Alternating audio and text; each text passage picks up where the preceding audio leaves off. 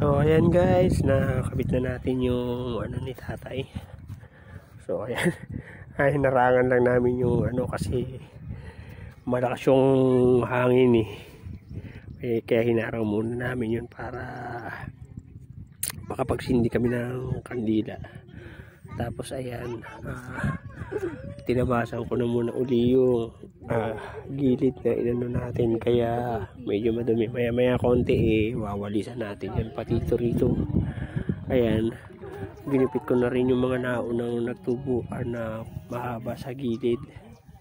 So maya yung gilid naman yung lilinisan natin para mamaya pagka so may tago na yung ano, yung dating nakakabit dito na isa para malinisan. Kaya ito na munang una niyang lapida yung kinabit namin. So ito mamaya lilinisin ko to. At natabas ko na yan, bali huhukayin na lang yan para maano yung lupa mapatag.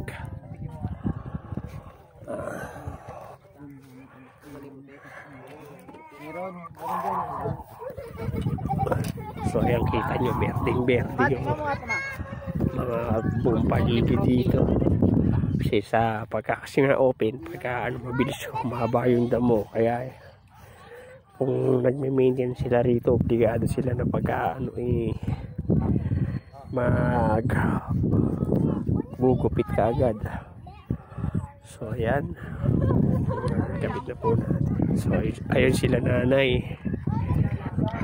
Nag-ano doon sa may papa kasi maiitan yung mga pamangkin ko. So ayun na muna guys, yung update natin dito sa kaninang ginawa natin para matapos ko na rito. Inaantay lang namin yung kapatid ko pa at saka yung bayaw ko kasi susunod sila. So maraming salamat sa panonood. Thank you guys for watching at lagi God bless.